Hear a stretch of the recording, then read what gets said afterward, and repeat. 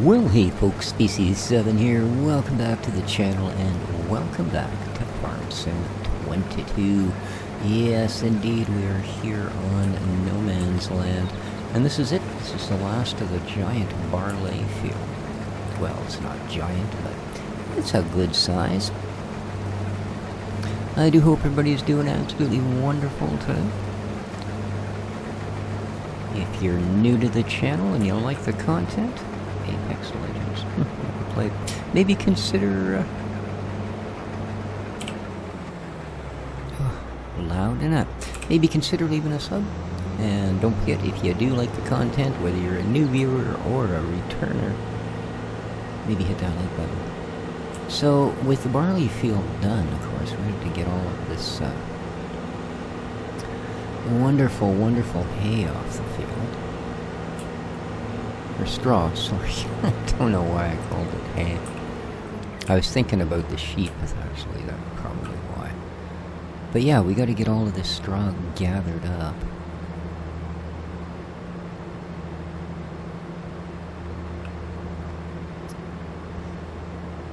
So, the forage wagon. That's what we're gonna need here. Nice that we have it. I don't know. Okay, hang on. Yeah. Well, this... See how that veers off like that? Yeah, unfortunately, this is where we ended last time. Let's see. And I came in, I loaded the, whatchamacallit, GPS thing up. And it decided for some reason to do this, and then it took so long to come back that it missed an entire section, so... Yeah. Are we impressed? No, we're not. So now we have to come back here and do that. 11 liters. Alright, well... maybe that wasn't quite as necessary as one might think. Okay, well, 11 liters of barley. Yeah, okay. There we are. Job ain't done till the job's done. We'll use that as our excuse of the moment. Alright, with that, we can head back. It will be a little while before we require this thing again. I believe we fit through here.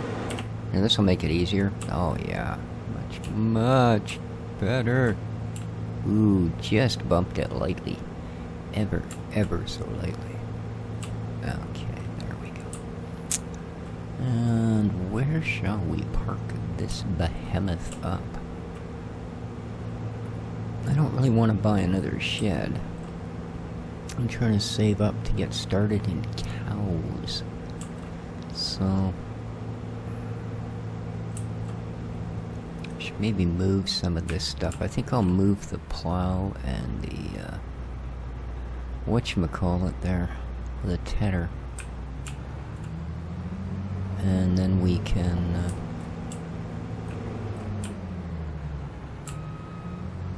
pop this guy in there. Yeah, I think that'll work fine. Alright. Let's get back out there. Bring the barley in. And then we should be able to...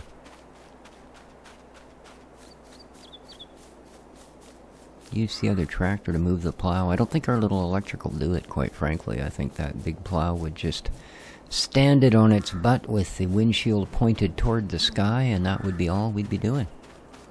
Until we detached the plow yet again.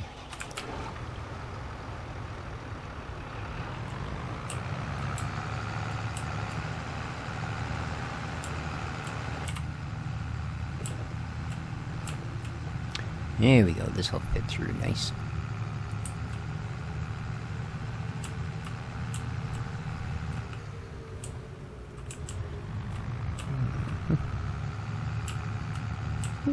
Little box of honey sitting there. Just the one though. Not ready to take away yet. And good. Another 9,700 liters to add to the weight we've already got in there, which is, what? Barley. 28,000 liters in storage. So that's not bad. And we did, of course, drop a trailer load off at the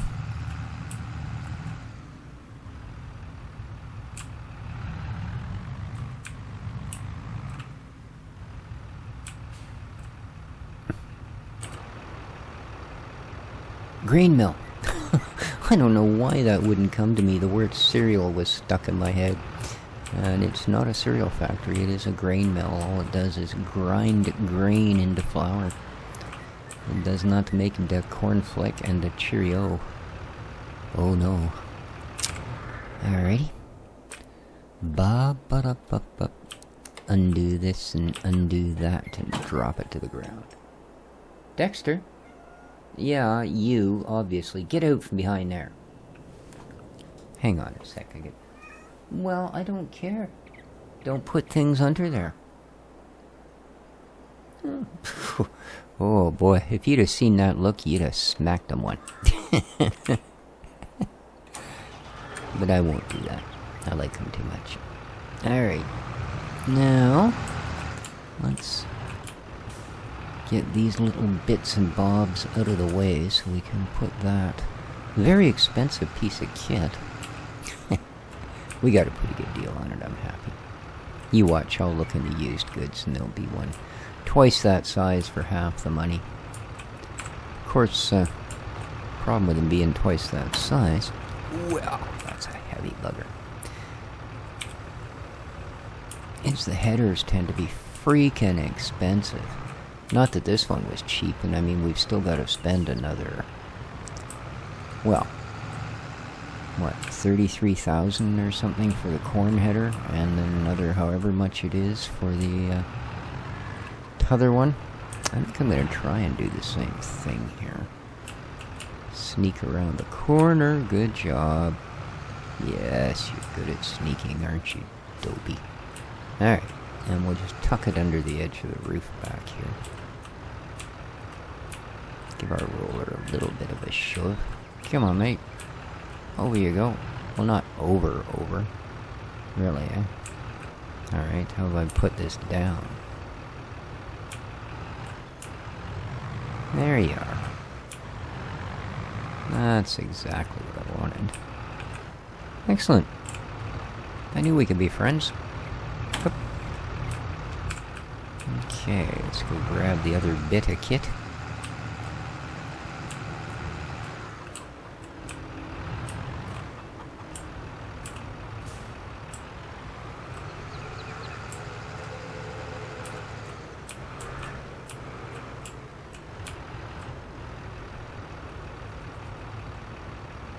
Hopefully that's close enough. Oh yeah. Here it is. I know we're not going to use that bit, but we'll hook it up anyway. Oopsie. Okay. And we will slide you anywhere. Anywhere. Where's a good spot? There's one now. Look at that. My goodness. Now, it has just come to my attention.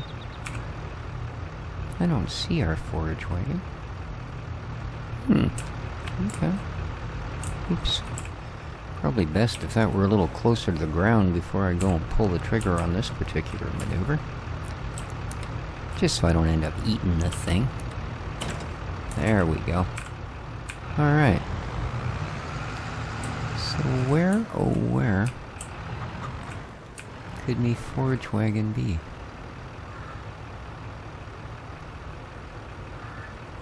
Hello? Let's get a good bird's eye view of things here. Have a wee look about the farm.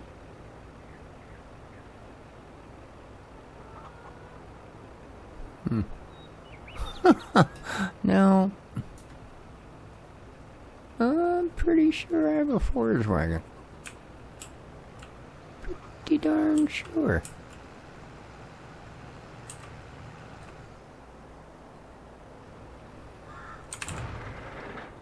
Huh. Well, ain't that just a fine howdy-doody? Is someone offed my forage wagon on me?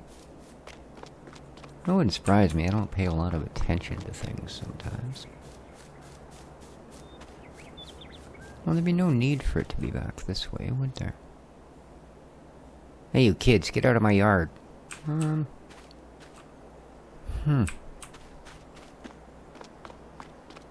a little bit of a stagger-lee there, wasn't it? Okay. Yeah, 1,135 pieces. I'm sure most of us prefer our eggs whole. I don't actually eat eggs. I make cookies, but I use bananas, not eggs. Or applesauce on occasion, depending on what sort of cookie it is to be. Well, that's just me. Oh, if I'd have done that on purpose, it would have showed real talent, wouldn't it? However, now that I do know that fits.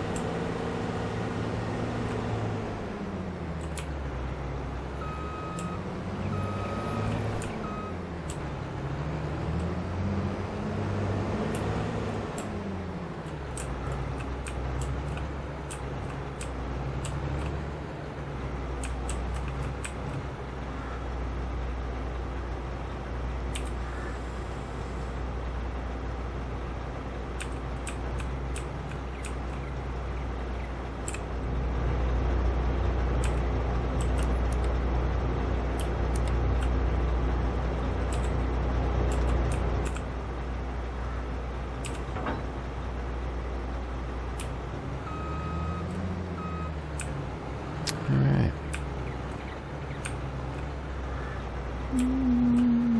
Yeah, we can have it right out there, eh?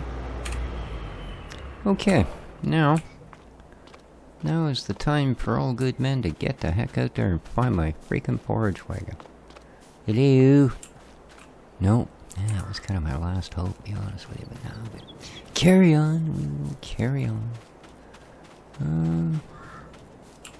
It's not here, it's not here, it's... Oh, wait a minute. There it is. Things are starting to look familiar. Okay.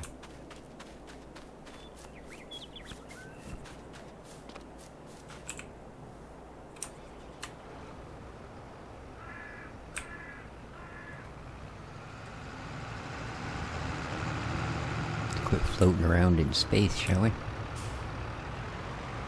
Now, it kind of reminds me of something else. It was mentioned that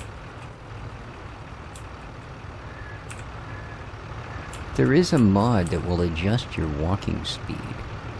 Now, this was of interest to me because I find that you sometimes, you know, it's hard to take a really close step, you know, you're trying to get in there and get that thing to register, and oh, it goes past it, and oh, it goes past it, and yeah, that sort of thing.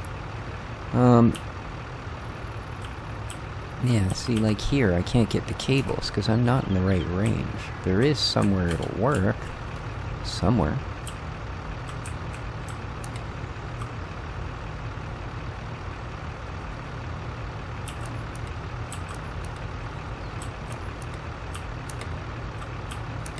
There we go. And the other thing, of course, is for handling the stuff that we pick up and move by hand.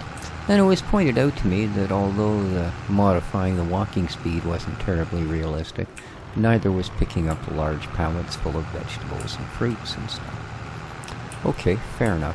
Now, I mean, I do it because it takes freaking forever to do it just about any other way. But if you guys would prefer it were done more realistically, I'm willing to just buy a skid steer and do all of our on-the-farmy things that way. See, the only problem with that is then you've got to have it where you unload in some cases. Not always, but in some cases. And that's why I don't generally do it. But if you guys would prefer, I will certainly do that. I'm of a mind to do it anyway because I'm getting kind of bored with just picking all that stuff up. So maybe we will do that, and then it won't take us just 2 minutes a day to do everything we need to do.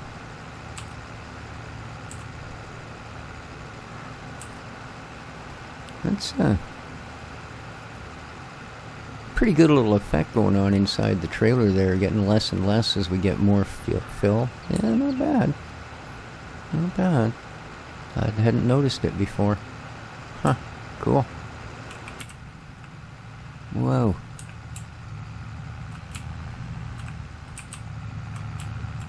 There we go.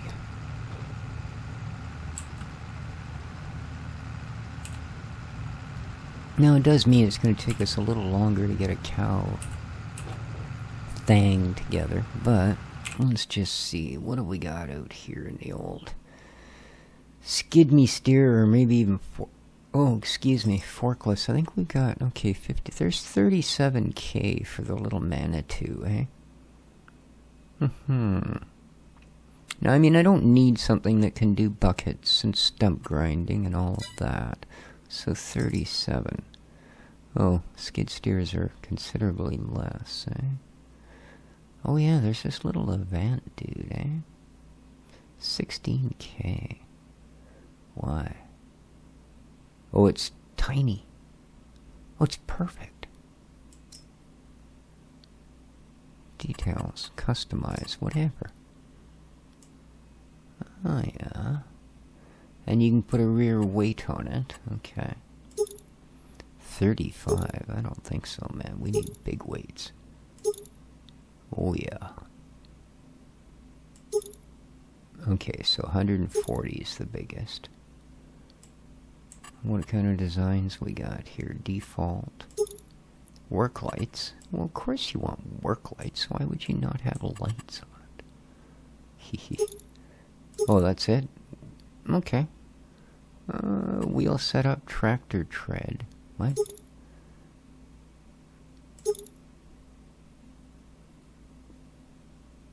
I don't know. I think that would probably do us, eh? Let's see what it's,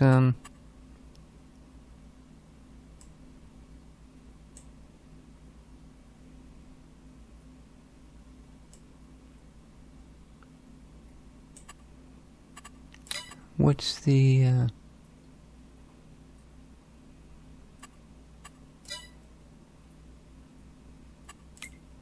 deal with the bits for it? Let's have a quick look here. Okay, it has a bale handler. It has an adapter. Oh, so we can take other ball hitch if we want to move trailer. Look at all the stuff. 3-point hitch adapter. Of course, not a powered one, but nonetheless. A cutter bar. We can lawn mow with this thing? Oh, wait a minute. It's got a lawnmower. It's got a pickup for it. And a front cultivator. Oh.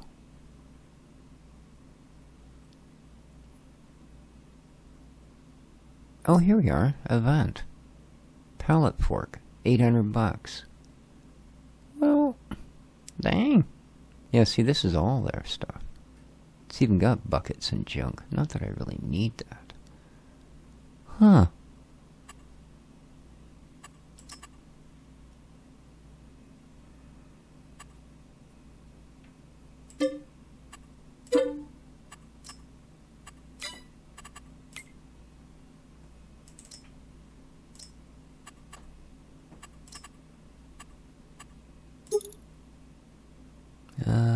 And some lights.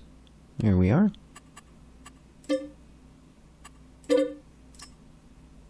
That was a lot less painful than I thought it would be. Let's carry on.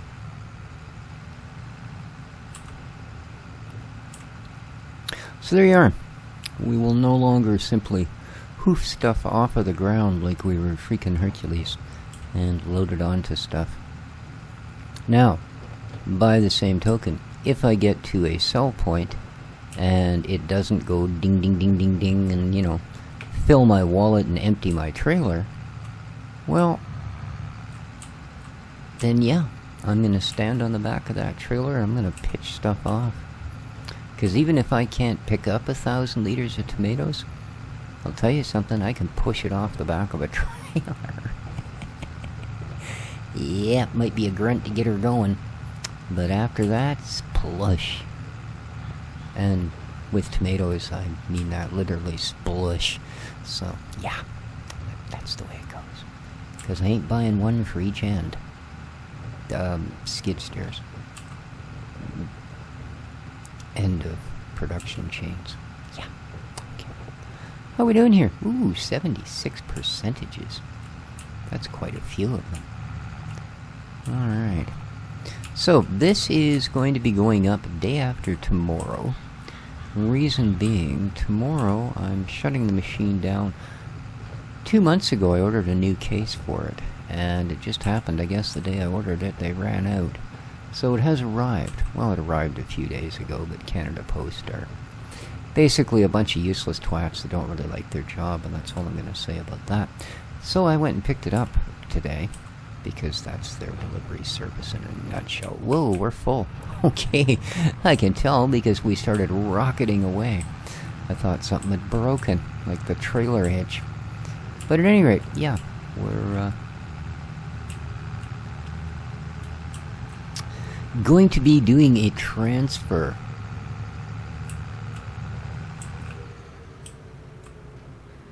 And one of the main reasons that I wanted to do it is because when I upgraded to the new motherboard, I could no longer use my AIO. I had to go back to a little air cooler, and it's not giving me the same temperatures. Now, I'm sure if I had gotten you're an idiot. Unloading around the front, please. Thank you.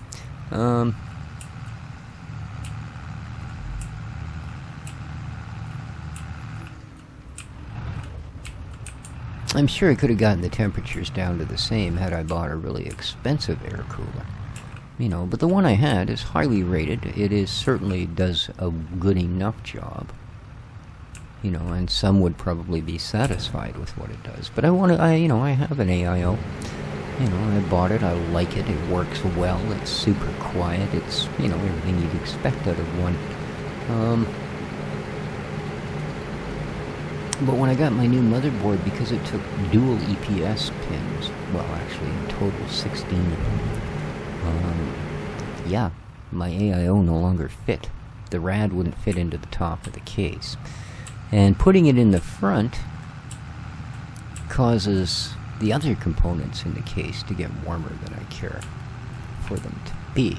Now, probably, you know, nothing has ever gotten to the point where it's throttled or, you know, been in danger of dying from heat exhaustion. But I am a big believer in the cooler the parts are, the longer they will last. And between what the price of freaking parts are, and, well, I am, after all, a pensioner on a fixed income. I like things that last. I like to make them last. So, long story short,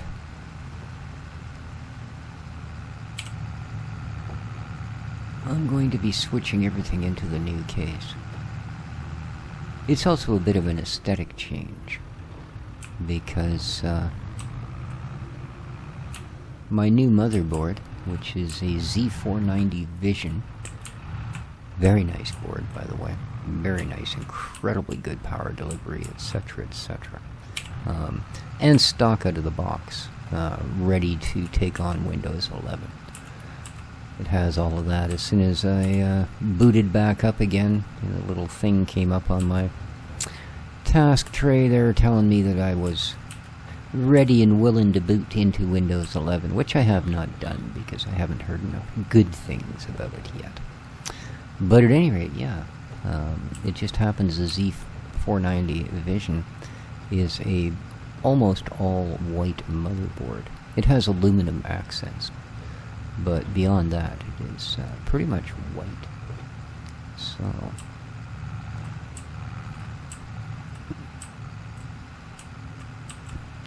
my new case, it is also white.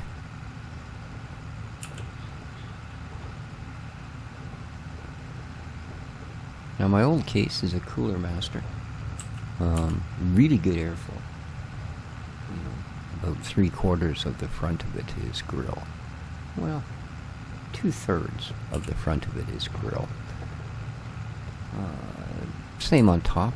Most of the top is grill. Has another one on the bottom for your power supply. With, of course, all of these are filtered, etc. But yeah, it's a little bit smaller than the new one, which is also a Cooler Master. I'm a fan of Cooler Master cases. I think for the price and what you get, they're a darn good case.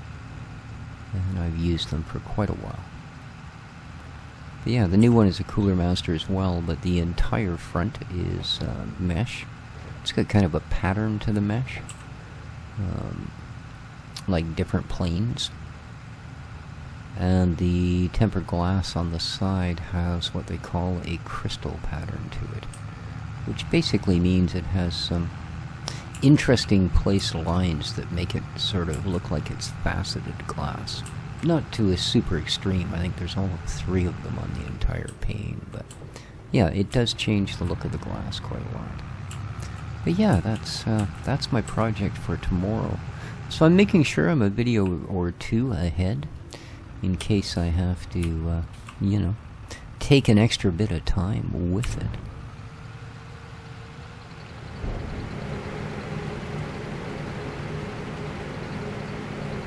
I've also been thinking quite heavily on a way to hopefully boost my Patreon page. See, I do have a second YouTube channel that really no one knows about because I don't use it. But I've always kept it in reserve in case I came up with some brilliant plan. So I haven't come up with a brilliant plan, but I'm thinking of maybe using that channel and doing things that are non-gaming on it. For instance, things related to my drone flying and filming, scooter trips, repairs, filming. I also am embarking on a sort of a newish hobby, and I figure at 62 years old, it's time that I learned to solder proficiently. Now, I can solder just fine. I've done literally thousands of them over my lifetime. But I'm not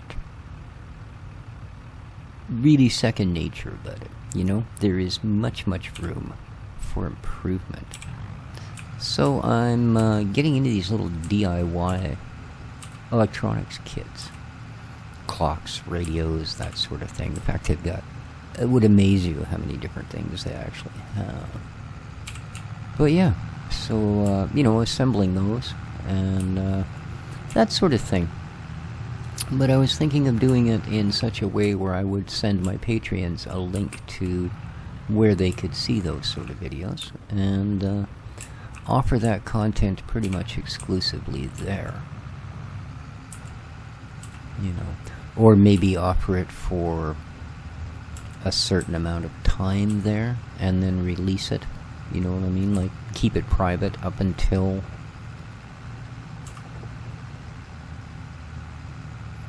a couple of weeks, a month, whatever it might be. Something is a bit more of an incentive, When I first started the Patreon channel, I had as the incentive, I got us a server. And I'm leery of doing that again for a couple of reasons. And those of you that know me and going, it's because you're cheap. Well, I am, but so what? That's not the reason. One, the excitement over servers don't seem to last. You know what I mean? Like, at first everybody's on there, it's busy all the time, people are doing this, they're doing that, they're having a great time. Whether it's my fault or just the general way things go, after a few months it's like, not that many people show up, and eventually I'm sort of spending more time keeping it updated and keeping it running than it's being used, you know. And so I ran it for a year, and that was the incentive for people to log in, you know. The other thing that kind of soured me is I got an email once from someone who was a Patreon member who said they had withdrawn their Patreon membership quite a while before, but for some reason were still being charged for it. Now, I had stopped taking donations for about 6 months, and when I started again, I guess he got hit with a $5 charge, and basically freaked out, contacted me, private messaged me, emailed me, etc., etc. And I kind of had to go in and do a bunch of different stuff to make sure that that account was removed. And then at one point he mentioned that, well, yeah, the only reason I did it was to get the benefit, and then once I had it, I didn't want to be paying anymore. Okay, so I offer you a free spot on the server, and then once you're allowed on the server, you don't want to pay the Patreon fee anymore. I see how it is. So, yeah, as you might understand, I'm a little leery of, just simply doing that, having people sign up so they can get a chance to check out a multiplayer server, and then, that's it. As soon as they've gotten the info as to how to get on the server, they just not doing the Patreon thing anymore, thanks. So, but what I need to do is figure out how you end up linking so that only Patreon members can see a private page. We'll see how that goes. How are we doing for time here? Ooh, 32 minutes.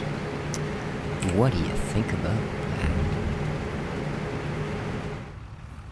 So yeah, just a thing. I will mention this again more towards the beginning of the video so that more people will catch it, but we'll see how that goes.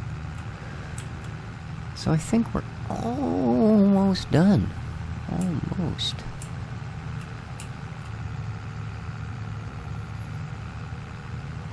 Can't be more than a couple of more rows, if that.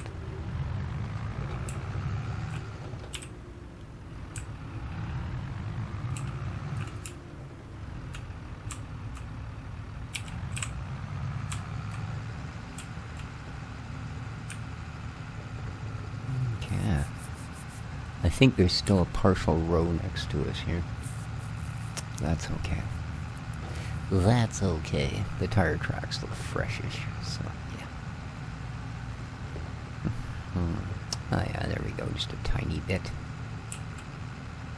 There's the little bit of overspray of straw from the 11 liters of wheat I left standing. How could I do such a thing? I'm so ashamed. That's alright, we picked it up. Yeah, that was weird. It was almost like the lines on the GPS were just... Oh, see that? That's quite a coordinated bunch of crows. We're just a tiny bit off this time. Like from what it decided it should do it last time. You can see it left another little tuft there. But there was enough sticking out the side of the header the whole way down that second bit of line that it was only because they sometimes have that little bit of overkick, where a couple of feet on either side of the implement gets done. Usually only one side or the other for some bizarre reason. But, yeah, it did that, so. But there you go. And I think we did pretty good on here. I mean, we're going to get probably another 3/4 of a trailer just off this little bit that was left. So, not bad. Not bad at all. And with that, I do thank all of you for joining me here, spending some time. Much appreciated. And, I think we just managed to evade the rain, because that's going to start any minute. Lovely.